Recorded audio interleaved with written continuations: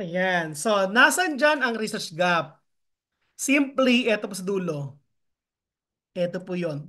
Unfortunately, there has been very little research on DI in senior high school, particularly in mathematics.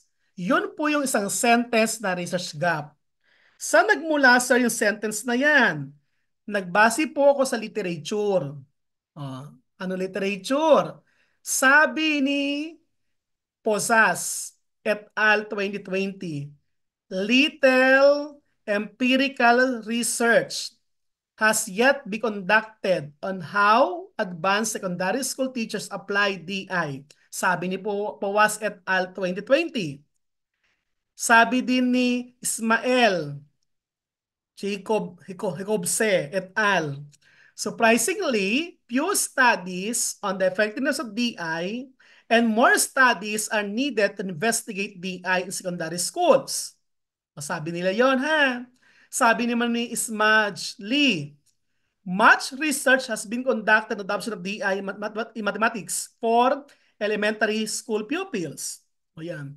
So kaya sinabi ko na unfortunately, there has been very little research on DI in senior high school, particularly in mathematics. So nag-cite ako ng isang sentence, yung last sentence ang research gap. Pinagbasihan ko ang sinasabi ng iba't ibang authors. So, ganyan po ang paggawa ng research gap. Ang research gap ay nilalagay sa paper after literature review to justify that your paper is needed to investigate o to conduct.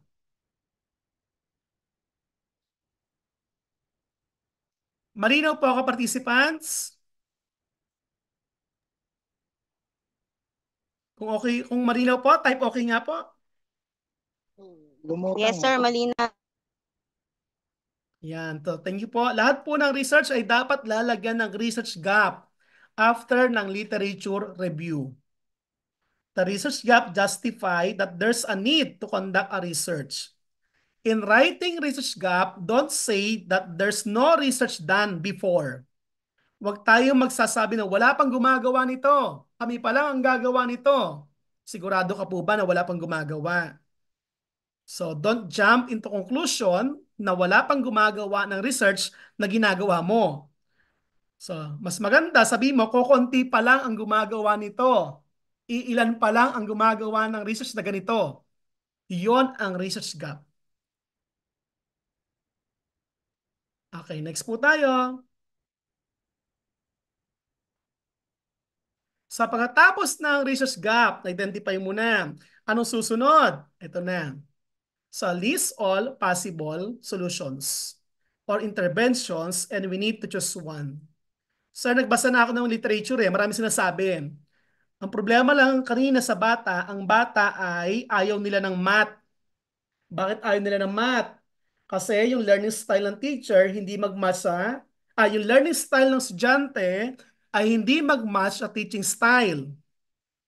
Yung readiness ng estudyante hindi kino-consider ng teacher. Si teacher turo ng turo sa math. Ayan. Ano sabi ng literature?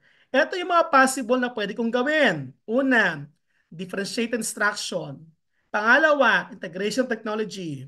Pangatlo, gamification. Pang-apat, game-based learning. Panglima, video lessons. Lima lang po nakita ko. O, sige, sunod mo. Then, magre-rate po tayo. Kung lima yan, on the scale of 1 to 5.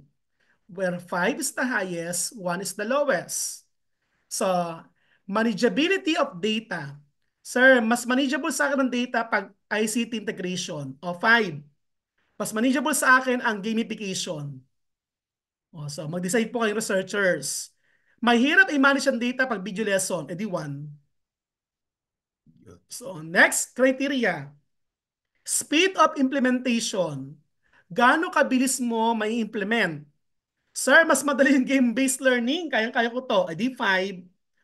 Mahirap yung gamification. Wala akong alam sa ML na laro. Adi 1. Kayo po ang mag-rate niyan. Next criteria, jurisdiction of the researcher. Kaya mo bang gawin?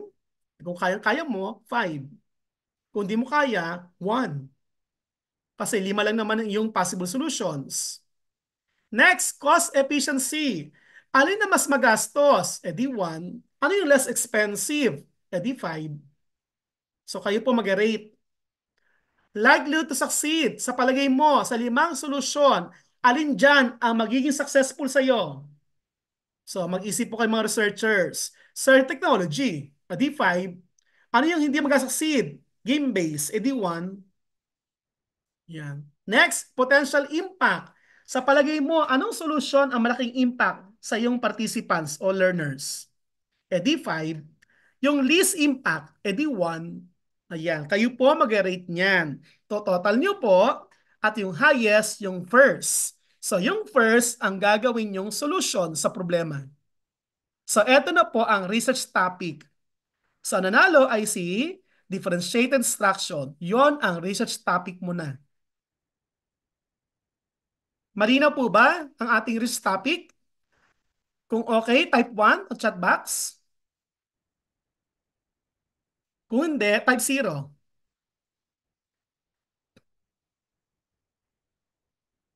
Sige po, may topic. Kanina, research problem. Ngayon, research topic na. Ano susunod, sir, pag may topic na ako? Nakabasa na ako ng literature and studies. Next step tayo. Create a good research title. Yan. Gagawa na po tayo ng title. Na-identify muna si problem, na-identify muna si topic o yung action na gagawin mo. Kilala mo naman ang yung participants. Yan. Meron ka na nabasa mga variables. Gawa tayo ng title. Your working title. How to make a good title. Meron tayong guidelines in writing the good research title. Sige, basa nga po tayo. Let's hear from the participants. Ma'am Napawit, are you here? Yes, sir. Ang pakibasa naman. Guidelines in making research title. Number 1, use an accurate description of the subject and scope of the study instead of using general terms. Number 2, do not use abbreviations except for commonly known ones like DNA and ICT. And number 3, do not include words like the study of, analysis of, an investigation of, or similar construction, as these would only lengthen the title. Thank you, ma'am. So, yan po. Use accurate description of subject or participants in the scope of the study. So, dapat specific words po tayo. Don't use general words. So, bawal po ang abbreviation. Please spell out first the acronyms. Except for the common like DNA, ICT, STEM, common na po yon. Bawal title ang the study of, the analysis of, the investigation of. Lahat po ng research study, lahat ng research analysis, lahat ng research investigation. Bakit mo ilalagay sa title? Pinapahaba mo lang ang title. Tanggalin niyo po. Okay, next guidelines. Meron pa. In writing the title, let's call the participants. Sir Rex Faler, are you here? Sir Rex, can you unmute? Yeah. Yes, sir. Ay, basa po, sir. Okay, number 4, be mindful of the proper use of grammar and punctuation. Number 5, capitalize all nouns, pronouns, verbs, adjectives, adverbs, as well as the first letter of the first and the last words. 6, state in the declarative form, although you may also see titles in question from time to time. Thank you, sir. So yan, be mindful in the proper use of grammar and punctuation mark. So nandun pa rin ang rules of grammar and punctuation mark sa title. We capitalize the noun, pronoun, verbs, adverbs, adjectives, and the first letter of the first word and the last word. Capitalize. Never capitalize the conjunction, preposition, interjection, article, the, except kung nasa first letter of the first word or last word. Declarative form ang title. Ang title ay hindi sentence. So wala po tayong period sa dulo. Ang title. Some titles are written in question form. Tanggap na po sa ngayon, lalo sa qualitative research, ang question form. Pero sa action research, kalimitan ay declarative po ang title. Next, participants, pakibasa nga po, 7 to 9. Ma'am Lai Villanueva, are you here? Ma'am Lai? Yes po, sir. Pabasa naman po. Sige po. The year of the study is being conducted should not be indicated unless it is a historical study. 8. Use current terminology. 9. Depending on the institutional requirement, 5 to 15 words are sufficient to describe the research study. But the ideal number of words for the research title is 12 to 15. Thank you, Ma'am Lai. So again, ang year ay nilalagay lang sa title kapag historical research. Sa action research, wala pong year ang title. Use current terms, common words. Ang gagamitin po natin. Huwag tayong gagamit ng malalalim na salita. At hindi naintindihan po yun ng mga readers.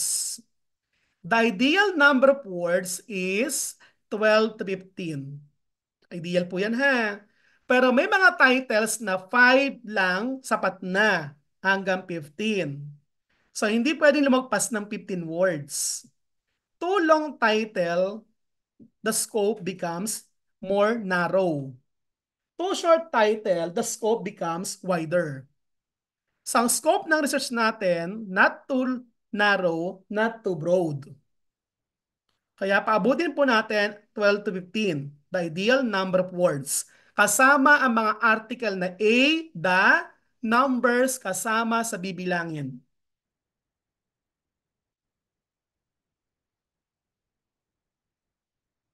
Next po tayo.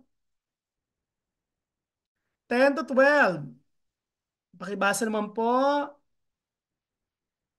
Ma'am Etang? Ma'am Etang, nandito po kayo? Please unmute, Ma'am Etang. Yes, sir. Good afternoon po. Pakibasa, ma'am. Number 10. Use the common name instead of chemical formula. Example, CO2. 11. Write and italicize the full scientific names. 12. Must reflect the tone of the paper. An academic research paper has a title that is not casual or informal or does not contain humor. Thank you, ma'am. So, kung gagamit po tayo ng chemical formula, so, palitan po natin ng common name. Halimbawa, carbon dioxide. So wag po tayong gagamit ng mga chemical formulas title. Kung gagamit tayo ng scientific names, italic ang scientific names. At ang ating title ay formal. Hindi po siya informal, casual. Academic research paper po ang ginagawa natin. Formal English ang ginagamit. So, yan po ang guidelines sa paggawa ng good research title. Okay, example tayo ng mga titles. Pakibasa nga po lahat. Sir Asdilio, Sir Jordan, are you here?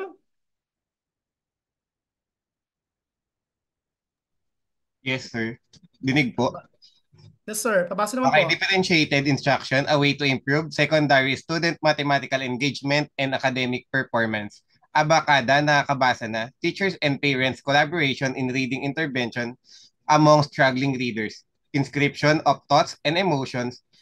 Create writing as a coping mechanism of students in post-pandemic. Sir Jordan, in the first title, what is the action or the solution?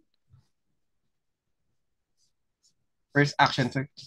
In the first title, what is the action or solution? Differentiated instruction po. Very good. On the second title, sir, what is the solution? Abakada, nakakabasa na. Reading intervention po. Oo. Ang pangalan nun ay, ito yon, sir. Abakada, nakakabasa na. On the third title, what is the solution or action? Inscription of thoughts and emotions. Thank you, sir. Ayan.